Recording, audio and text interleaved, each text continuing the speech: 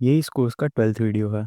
And आज की इस वीडियो में हम बिल्कुल ही एक नया टॉपिक शुरू करने वाले हैं, जो कि काफ़ी ज़्यादा इम्पोर्टेंट चीज़ है सीखने के लिए। आज की इस वीडियो में हम इफ एल्स स्टेटमेंट को स्टार्ट कर रहे हैं। इफ एल्स स्टेटमेंट काफ़ी ज़्यादा इम्पोर्टेंट चीज़ है, जो कि हमारे कोड में सीक्वेंस को चेंज करने के बहुत ही ज़्यादा काम आती है। यानी कि हम हमारे कोड के फ्लो को हम जैसा चाहें उस हिसाब से चेंज कर पाते हैं इफ एल्स स्टेटमेंट की मदद से। तो चलिए बिना किसी देरी के आज की इस वीडियो को स्टार्ट करते हैं। अब मैं यहाँ पे वी एस कोड में आ चुका हूँ एंड मैंने आज की फ़ाइल खोल लिया। आज का ये जो टॉपिक है इफ एल्स स्टेटमेंट, उसको पहले समझते हैं। अभी तक के हम जितने भी कोड देख लें, जैसे कि मैं यहाँ पे कोई भी एक कोड लिख देता हूँ, तो यहाँ पे आप देख सकते हैं ये मेरा पहला वाला कोड है किसी दूसरे वीडियो का। तो आप यहाँ पे देख सकते हैं कि मेरा सारी चीज़ें लाइन में लिखी हैं। एंड इस कोर्स की 9th वीडियो में मैंने एक और बात कही थी कि हमारा कंपाइलर सबसे पहले लाइन टू लाइन कोड को रन करता है। यानी कि अगर कंपाइलर ने यहाँ से शुरू किया तो ये पहली लाइन देखेगा, फिर दूसरी लाइन देखेगा, और फिर ऐसे करते करते करते करते पूरा कोड रन करेगा। आज की इस वीडियो में हम इफ एल्स स्टेटमेंट की मदद से इसे चेंज करने वाला है। जैसे कि कभी कभी होता क्या है कि मैं आपको डायरेक्ट एक एग्जांपल से बताता हूँ। सबसे पहले मैं एक इंटीजर बना लेता हूँ n, एंड उसको मैंने वैल्यू दे दी 10। अब मैं यहाँ पे सिंपली एक बेसिक चीज़ लिख रहा हूँ, जैसे कि n इज़ ग्रेटर देन 5। हम यहाँ पे लिखेंगे printf हेलो, और else लिख के मैं यहाँ पे लिखूँगा printf नॉट हेलो। ये क्या है? तो जनरली अभी तक हम क्या करते थे कि हमारा ये जो कोड है वो हमेशा एक ही सीक्वेंस में चले जाता था। यानी कि पहले जो लाइन लिखी है वो पहले होगी, उसके बाद जो लिखी है वो उसके बाद होगी, ऐसे हमारा कोड चलता जाएगा। अब इफ एल्स स्टेटमेंट का मतलब क्या होता है कि आप एक कंडीशन देते हैं, जैसे कि मैंने यहाँ पे कंडीशन दी है n ग्रेटर देन 5। इस कंडीशन से होगा क्या? इस कंडीशन का मतलब ये है कि अगर हमारी ये जो कंडीशन है वो सही साबित हुई, यानी कि ट्रू हुई, तो ये इतना वाला कोड एग्जीक्यूट करना और ये जो एल्स वाला है उसे छोड़ देना। एंड अगर हमारी ये कंडीशन गलत हुई तो एक काम करना कि ये जो कोड है वो छोड़ देना और सिर्फ एल्स वाला कोड रन करना। अगर मैं इसको यहाँ से टर्मिनल में रन करूँ तो आप देख सकते हैं कि यहाँ पे हेलो प्रिंट हुआ। अब यहाँ पे हेलो प्रिंट इसलिए हुआ क्योंकि मेरा जो n ग्रेटर देन 5 ये मेरी कंडीशन थी। अब हम इसे यहाँ पे देखें तो हमारा n था 10 एंड मैंने लिखा था n ग्रेटर देन 5। तो हाँ, ये ट्रू है। इसलिए हमारी ये जो कंडीशन थी वो सही साबित हुई, और इसलिए ये जो कोड, ये जो ब्लॉक था, यानी कि ये वाला जो कोड था इतना, वो एग्जीक्यूट हुआ, और उसके बाद का ये जो कोड था इतना, वो कंपाइलर ने छोड़ दिया, यानी कि अब उसकी कोई ज़रूरत नहीं है। इफ एल्स स्टेटमेंट इस काम के लिए आते हैं, जैसे कि कभी कभी हमें ज़रूरत पड़ती है कि हमें कुछ कंडीशन दी गई होगी और उस हिसाब से हमें कोड चाहिए रहेगा। जैसे कि एक मोमेंट पे मान लीजिए कि आपको कोई कंडीशन मिल गई और उसके हिसाब से आपको डिसीजन लेना पड़ा कि या तो मैं लेफ़्ट जाऊंगा या तो मैं राइट जाऊंगा। तो ऐसी चीज़ों के लिए काम आता है if else statement. If else statement का मैं एक जनरल सिंटैक्स बताऊं तो ये कुछ ऐसा होता है। सबसे पहले मैं इसको कमेंट्स में लिखूंगा। जनरली इफ एल्स स्टेटमेंट का जो बेसिक सिंटैक्स होता है वो कुछ ऐसा होता है। यहाँ पे होती है हमारी कंडीशन। ये होता है हमारा बेसिक ब्लॉक इफ एल्स का। अब यहाँ पे होता क्या है वो मैं बता दूँ। सबसे पहले मैंने यहाँ पे इफ़ लिखा है, इफ़। अब यहाँ पे मैं बता दूँ, ये जो इफ़ है वो एक कीवर्ड है। हमने जो 32 बेसिक कीवर्ड्स देखे थे स्टैंडर्ड सी प्रोग्रामिंग के, उसमें से एक इफ़ भी था। सबसे पहले हम यहाँ पे इफ़ लिखेंगे, उसके बाद पैरेंथेसिस में हम हमारी कंडीशन लिखेंगे, जैसे मैंने यहाँ पे लिखा n इज़ ग्रेटर देन 5। और उसके बाद हम यहाँ पे ये कर्ली ब्रैकेट लगाएंगे और कर्ली ब्रैकेट के अंदर हम कुछ कोड लिखेंगे हमारी कंडीशन के हिसाब से। जैसे कि मान लीजिए यहाँ पे मैं कुछ कोड लिख देता हूँ और उसके बाद हम ये ब्रैकेट को क्लोज करेंगे। और आप या तो यहाँ पे लिख सकते हैं ऐसे स्पेस छोड़ के, या फिर ऐसे नीचे भी लिख सकते हैं, कोई इशू नहीं है इसमें। बट मैं जनरली इसे ऐसे लिखता हूँ। सो यहाँ पे मैंने एक स्पेस लगा के एल्स लिख दिया। एल्स जो है वो भी एक कीवर्ड है 32 कीवर्ड्स में से। और एल्स लिखने के बाद भी आपको दोबारा ये जो कर्ली ब्रैकेट है वो लगाना है, और कर्ली ब्रैकेट के अंदर आप फिर से कुछ कोड लिख सकते हैं। सो ये हो गया basic syntax if else statement का। अब मैं यहाँ पे एक चीज़ आपको करके दिखाऊंगा कि यहाँ पे क्यों इफ एल्स स्टेटमेंट काम आता है। सो हमारा जो इफ एल्स स्टेटमेंट होता है वो ऑटोमेटिक डिसीजंस ले पाता है। यानी कि हमारी जो कंडीशन है वो हमारा कंपाइलर रन होते समय चेक करेगा और उसके बाद उसके हिसाब से ऑटोमेटिकली एग्जीक्यूट हो जाएगा। इसको समझने के लिए मैं यहाँ से ये जो इंट की 10 वैल्यू थी उसे हटा रहा हूँ और यहाँ पे मैं लिखूँगा एक स्कैनफ। स्कैनफ में मैं %d लगा रहा हूँ और %n। अब मैं इस कोड को रन करता हूँ। तो सबसे पहले मैं स्कैनफ में एक इनपुट दूंगा। मान लीजिए कि मैं इनपुट देता हूँ 15, तो हमें हेलो प्रिंट हुआ। क्यों? क्योंकि अब स्कैनफ के अंदर, यानी कि अब हमारा जो इंट है उसको हमने 15 वैल्यू दे दी, और हमें पता है कि जो 15 होता है वो 5 से बड़ा होता है। तो इसलिए ये जो पहला वाला कोड था, यानी कि ये वाला, वो एग्जीक्यूट हो गया। सो अगर हमें इसको फिर से रन करूं तो इस बार मैं मान लीजिए वैल्यू देता हूँ 2। तो आप देख सकते हैं कि नॉट हेलो आ गया।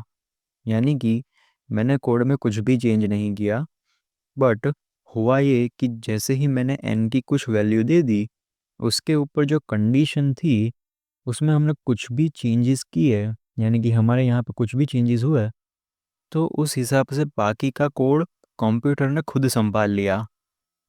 हमने सिर्फ कंप्यूटर को इतना बताया था कि अगर कंडीशन सही हुई तो ये पहला वाला कोड रन कर देना, और अगर कंडीशन गलत हुई तो ये दूसरा वाला कर देना। तो उसके बाद कंडीशन को चेक करना और उसके हिसाब से कोई भी कोड रन करना वो कंप्यूटर खुद संभाल लेता है। मैं यहाँ पे एक और इफ एल्स बना देता हूँ। सो इफ़, और जैसे ही मैंने यहाँ पे इफ़ लिखा, आप ये देख सकते हैं कि मुझे यहाँ पे एक बेसिक सिंटैक्स दिख रहा है। तो यहाँ पे मैं ऐसे कर देता हूँ एंड इफ़ के अंदर इस बार मैं कंडीशन दे देता हूँ। मान लीजिए m इज़ ग्रेटर देन 1। तो इसके बाद मैं यहाँ से एक ओके, इसके बाद मैं यहाँ पे एल्स लिख दूँगा, और एल्स में यहाँ पे ये दूसरा ब्लॉक हो गया। और अब यहाँ पे मुझे m को डिक्लेयर करना पड़ेगा क्योंकि मैंने m नाम का वेरिएबल बनाया ही नहीं है।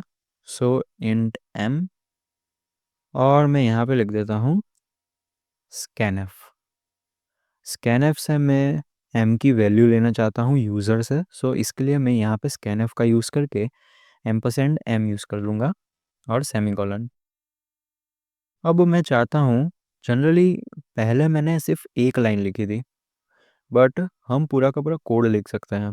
जैसे कि मान लीजिए कि अगर मेरी ये जो कंडीशन है कि m ग्रेटर देन 1 वो सही हुई, तो इस बार मैं चाहता हूँ कि प्रिंट करो हेलो, और फिर एक न्यू लाइन दे दो, और एक काम करना कि अलग से प्रिंट कर देना मेरा जो वेरिएबल है, यानी कि मेरा जो m था उसको प्रिंट कर देना, और साथ ही साथ ये भी लिखना कंडीशन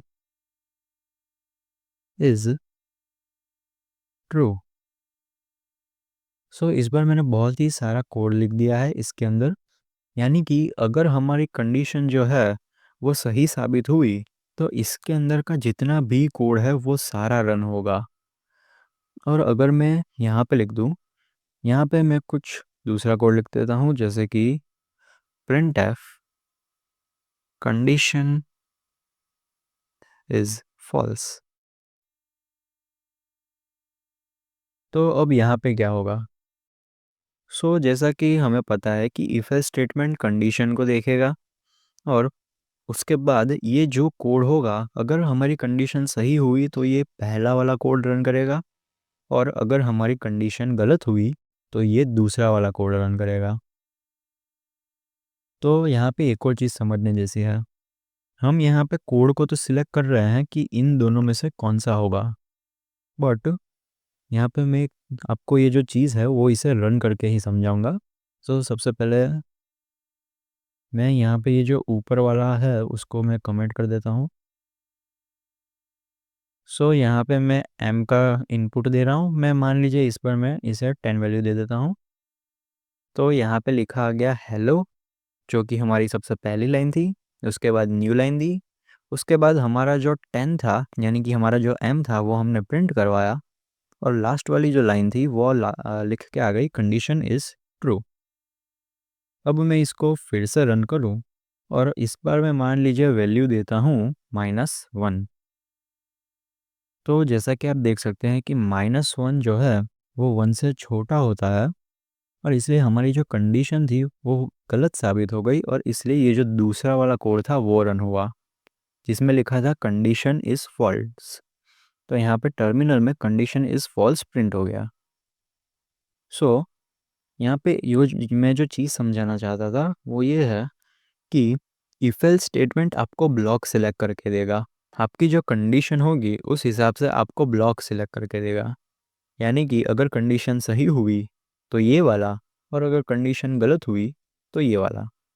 वो आपको सिर्फ इन दोनों में से सिलेक्ट करके देगा कि कौन सा वाला कोड चलाना है।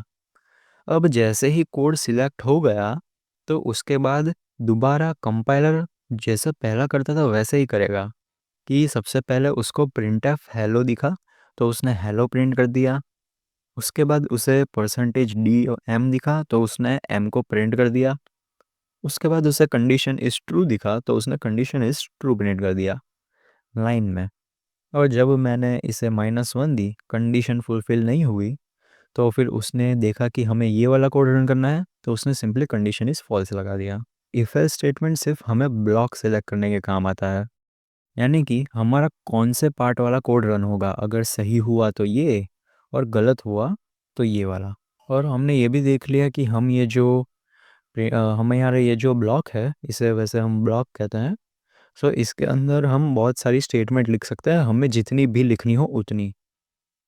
अब लास्ट चीज़ जो आती है वो आती है ये कंडीशन। कंडीशन यहाँ पे m greater than 1 दिखी थी, और फिर आगे मैंने देखी थी कि n greater than 5। ये जो कंडीशन है वो आती है रिलेशनल ऑपरेटर्स से। अभी के लिए हम रिलेशनल ऑपरेटर्स में नहीं जाएंगे। नेक्स्ट वीडियो में हम रिलेशनल ऑपरेटर्स को काफ़ी डिटेल में देखने वाले हैं। जनरली होता क्या है कि हमें यहाँ पे ये जो कंडीशंस बनानी होती है, जैसे कि अभी के लिए तो मैंने सिर्फ एक ही कंडीशन बताई है, बट अगर मैं एक और यहाँ पे कोड लिख दूँ तो हमारे पास कुछ ऐसी कंडीशंस भी आती है, जैसे कि m == 10, और फिर उसके बाद हम कुछ कोड रन कर देंगे, और यहाँ पे एल्स में कुछ कोड रन कर देंगे। ऐसी कुछ कंडीशंस आती है। ये सारी कंडीशंस हम नेक्स्ट वीडियो में देखेंगे। अभी के लिए इस वीडियो का लास्ट पॉइंट जो मैं कहना चाहूँगा कि अगर आप एक इफ़ एल्स बनाते हैं तो उसमें हमेशा कंडीशन होना बहुत ही ज़्यादा ज़रूरी है। यानी कि अगर मैं ये वाला जो ब्रैकेट है, पैरेंथेसिस की जो अंदर की चीज़ है, उसे मैं खाली छोड़ दूँ तो वो सिंपली एरर दे देगा। यहाँ पे आप देख सकते हैं कि यहाँ पे मुझे एरर शो हो रही है। यहाँ पे हमें जो इफ़ के अंदर का ये जो पैरेंथेसिस है उसे कभी भी खाली नहीं छोड़ना है, और उसके अंदर हमेशा हमारी जो कंडीशन है वो रहनी चाहिए। तो यहाँ पे मैंने लिखा था m=1। तो आज की इस वीडियो के लिए इतना ही था। आज की इस वीडियो में हमने इफ एल्स स्टेटमेंट को देख लिया। हमने सिर्फ उसका बेसिक समझा है कि इफ एल्स स्टेटमेंट क्यों यूज़ होता है। हमने थोड़ा बहुत उसका सिंटैक्स देखा था, और 2-3 कोड रन करके देखे थे। नेक्स्ट वीडियो में हम कंडीशंस को डीपली एक्सप्लोर करने वाले हैं। कंडीशंस मेनली बनती है relational operators and logical operators से। ये कुछ अलग टाइप के ऑपरेटर्स हैं जिनको हम नेक्स्ट वीडियोज़ में डिटेल में देखेंगे। आज की इस वीडियो के लिए इतना ही था। Thank you for watching.